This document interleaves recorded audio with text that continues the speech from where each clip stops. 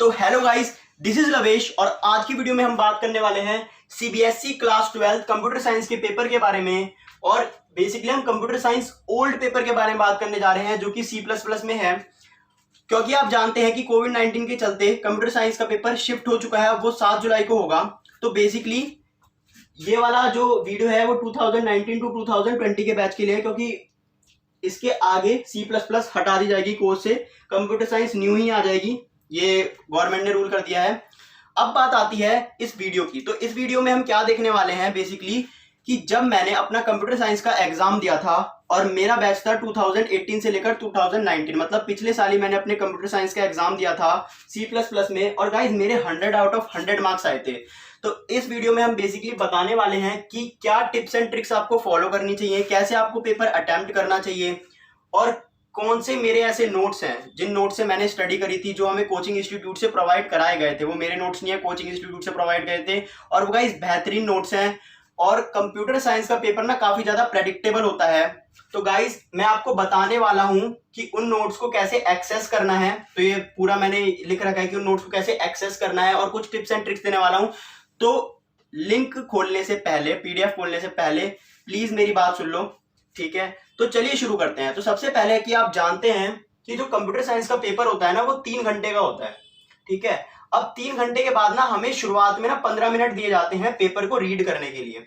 तो मैं क्या करता था, 15 मिनट में पूरा पेपर रीड नहीं करता था। बेसिकली होता क्या है, कंप्यूटर साइंस के पेपर में क्वेश्चन 1 टू क्वेश्चन 7 आते हैं और उनके कुछ सब पार्ट्स होते हैं। पर क्वेश्चन 1 में ना 6 सब पार्ट होते हैं और उसमें 3 आउटपुट के क्वेश्चन होते हैं।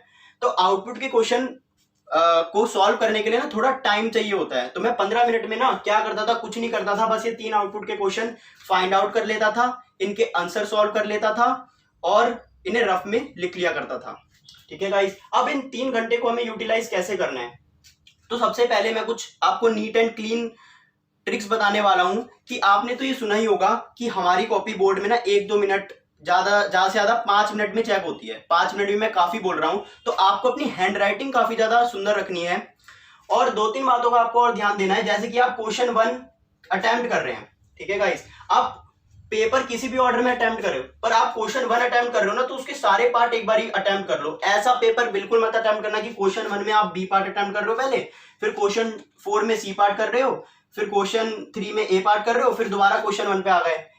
आप ऐसा कर सकते हो कि आपने पेपर क्वेश्चन 4 से शुरुआत करा, उसके सारे पार्ट कर लिए, क्वेश्चन 3 से स्टार्ट करा, सारे पार्ट कर लिए। तो ये बात आपको समझ में आ गई।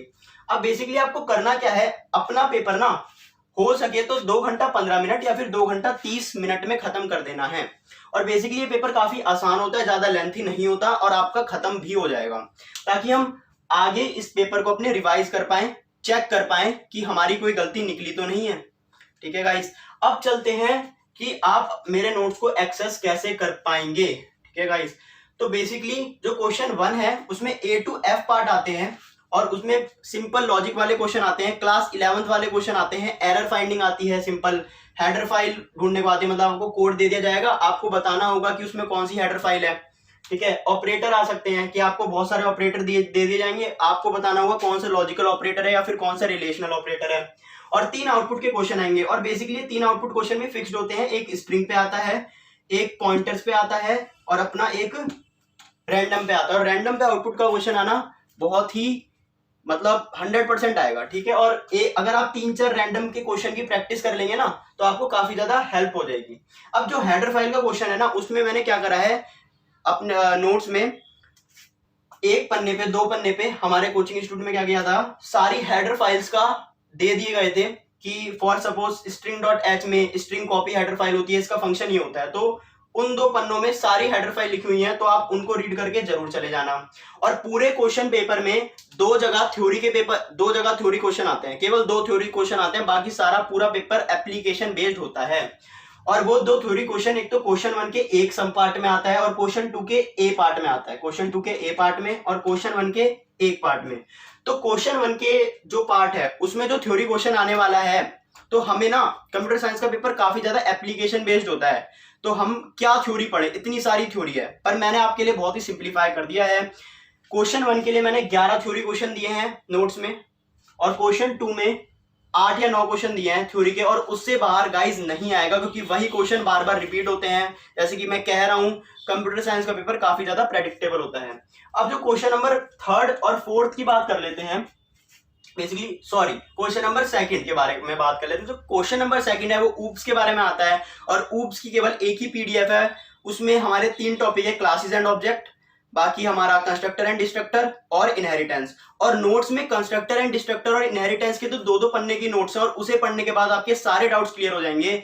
और नोट्स में आप एक एक सॉल्व क्वेश्चन भी कर लेंगे ना, अगर एक क्लास के ऊपर कर लेंगे, एक कंस्ट्रक्टर एंड डिस्ट्रक्टर के ऊपर कर लेंगे और एक इनहेरिटेंस के ऊपर, तो गाइस आपका सारा कंसेप्ट क्लियर हो जाएगा, क्योंकि वही क्वेश्चन बार बार घुमा फिरा के आते रहते हैं। ठीक है गाइस, और बेसिकली इसके बी पार्ट मैंने स्टार क्यों बनाया, क्योंकि इसके बी पार्ट में चॉइस आती है।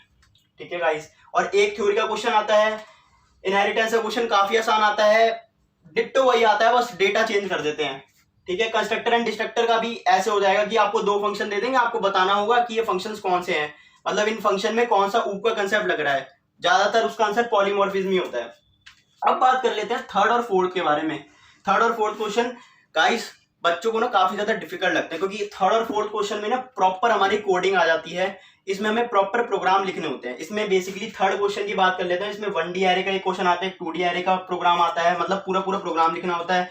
एक स्टैक एंड क्यू का प्रोग्राम आता है, या तो स्टैक का आता है, क्यू का आता है, कभी कभार सर्कुलर क्यू और सिंगली लिंक लिस्ट का भी आ जाता है। सिंगली लिंक लिस्ट का आया नहीं है, आया हो तो 1-2 बार आया हो। सर्कुलर क्यू का आया है, 1 बार आया है, पर वो भी चॉइस में आया था। और हाँ, एक बात और, 3rd क्वेश्चन में ABCDE हर क्वेश्चन में चॉइस होती है, इंटरनल चॉइस होती है हर क्वेश्चन में, मतलब ए में 2 क्वेश्चन होंगे, उनमें से एक करना होगा, ऐसे ही हर में होता है। ठीक है गाइस, तो आपको करना क्या है, 1D एरे के ना मैंने 6 क्वेश्चन आपको दे रखे हैं, और उन 6 क्वेश्चन ना गाइस मोस्ट इंपॉर्टेंट क्वेश्चन है, और उनसे बाहर नहीं आता है। ठीक है, ऐसे 2D एरे के मैंने 6 क्वेश्चन दे रखे हैं, और स्टैक एंड क्यू के 4 क्वेश्चन दे रखे हैं बेसिकली, कि तुम स्टैक में पुश कैसे करते हो, पुश मतलब स्टैक में चीजें डालते कैसे हैं, स्टैक में पॉप कैसे करते हो, मतलब स्टैक में से चीजें निकालते कैसे हैं। क्यू की बात करें, क्यू में आप इंसर्ट कैसे करते हो और क्यू में डिलीट कैसे करते हो। तो इसके 4 कोड हैं। अगर स्टैक एंड क्यू के आपको कोड समझ में नहीं आ रहे हैं तो आप उन 4 कोडों को रट भी सकते हैं। ठीक है गाइस, तो मैंने वो कोड नोट्स में डाल रखे हैं। ये आप सोच रहे होंगे AF क्या है, AF एड्रेस फाइंडिंग है। आप इसके 1-2 क्वेश्चन कर लेते हैं, एरे पर बेस्ड है, तो आप ये काफी ज्यादा आसान से हो जाएगा। ई पार्ट में मैंने 2 मार्क्स लिखा है, क्योंकि 2 मार्क्स का एक मैथमेटिकल क्वेश्चन आता है, वो स्टैक एंड क्यू पे बेस्ड होता है। आप एक आध क्वेश्चन लगा लेंगे, वो भी नोट्स में दे रखा है मैंने, तो आपके 2 मार्क्स का क्वेश्चन पक्का हो जाएगा। अब बात कर लेते हैं 4th क्वेश्चन के बारे में। तो 4th क्वेश्चन भी कंप्लीटली कोडिंग के ऊपर होता है, ये बेसिकली फाइल हैंडलिंग के ऊपर होता है। इसमें जो पहला क्वेश्चन है वो आता है टेक्स्ट फाइल का 2 नंबर का। तो टेक्स्ट फाइल के ना इतने सारे क्वेश्चन है, पर ना मैंने केवल 3 क्वेश्चन है, आप उन 3 क्वेश्चन को करके चले जाओगे तो आपका ए पार्ट पक्का हो जाएगा, मतलब टाइप 1, टाइप 2, टाइप 3। तो बेसिकली वो 3 क्वेश्चन है क्या, पहला कि टेक्स्ट फाइल में से एक वर्ड रीड करना है, वर्ड मतलब एक अल्फाबेट रीड करना है। फिर दूसरा टाइप होता है कि पूरा एक वर्ड रीड करना है, मान लो ओल्ड रीड करना है। ठीक है, फिर तीसरा टाइप होता है पूरा एक सेंटेंस रीड करना है, कंप्यूटर साइंस ओल्ड रीड करना है।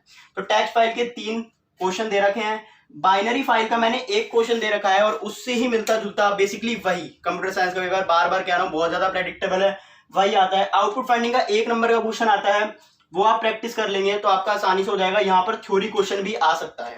ठीक है, और जैसे मैंने बताया 3rd क्वेश्चन में सारे में इंटरनल चॉइस होती है, 4th में भी सब में इंटरनल चॉइस होती है। क्वेश्चन 5th, क्वेश्चन 6th और क्वेश्चन 7th के तो गाइज मैंने प्रिंटेड नोट दे रखे हैं, सॉरी क्वेश्चन 6th का प्रिंटेड नोट्स नहीं है, वो लिखे हुए नोट्स हैं। क्वेश्चन 5th और क्वेश्चन 7th के मैंने प्रिंटेड नोट्स दे रखे हैं, और वो printed notes more than sufficient है, उसके आगे आपको कुछ नहीं पढ़ना है। तो जो क्वेश्चन नंबर 5th आता है उसमें आपके 2 सब पार्ट आते हैं। बेसिकली पहला 2 नंबर का होता है, दूसरा 6 नंबर का होता है। तो जो पहला क्वेश्चन होता है, कीज मैंने लिखा है, उसमें आपको प्राइमरी कीज की नॉलेज होनी चाहिए, टपल की नॉलेज होनी चाहिए, डिग्री की नॉलेज होनी चाहिए, कार्डिनलिटी, थोड़ी बहुत चीजें आपको पता होनी चाहिए। दूसरा क्वेश्चन आता है एसक्यूएल के ऊपर। तो जो एसक्यूएल के ऊपर आपका क्वेश्चन आता है ना, उसमें 8 क्वेश्चन होते हैं। शुरू के 4 क्वेश्चन 1-1 नंबर के होते हैं, और बाद के 4 क्वेश्चन आधे-आधे नंबर के होते हैं। तो शुरू के 4 क्वेश्चन होते हैं, उसमें आपको क्या होता है, कोई भी स्टेटमेंट दी है उसकी क्वेरी लिखनी होती है, और जो बाद के 4 क्वेश्चन होते हैं जो आधे-आधे नंबर के होते हैं, उसमें आपको क्वेरी दी हुई है, आपको आउटपुट लिखना है।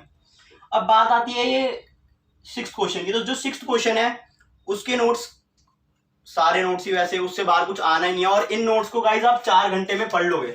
इसने थोड़ा भी कुछ पढ़ा हुआ है ना, वो 4 घंटे में नोट्स को आराम से रिवाइज कर लेगा और आप 100 आउट ऑफ 100 पक्का फोड़ पाओगे। और 6th क्वेश्चन जो होता है हमारा बूलियन अलजेब्रा का होता है, उसमें बेसिकली आपके जो बूलियन लॉज हैं उसके बारे में आता है, जो लॉजिक सर्किट ड्रॉ करने के बारे में आता है, एसओपी मतलब सम ऑफ प्रोडक्ट और प्रोडक्ट ऑफ सम मतलब सम ऑफ प्रोडक्ट को प्रोडक्ट ऑफ सम में चेंज करना, प्रोडक्ट ऑफ सम को सम ऑफ प्रोडक्ट में चेंज करना, और के मैप आता है, के मैप पक्का आएगा। तो इसके भी मैंने सारे नोट्स प्रोवाइड कर रखे हैं, इन पे एक एक क्वेश्चन ही प्रोवाइड कर रखा है। तो आप देखोगे ना, अगर इनको कर लोगे तो आपका एक भी क्वेश्चन नहीं छूटेगा, एक भी क्वेश्चन नहीं छूटेगा। 7th के बारे में बात कर लेते हैं। तो पूरा पेपर मैंने कहा है तब तक प्रेडिक्टेबल होता है, प्रेडिक्टेबल होता है, नोट्स में से आएगा। 7th क्वेश्चन में ना जो प्रिंटेड नोट्स है गाइस वो 28 पेज के हैं।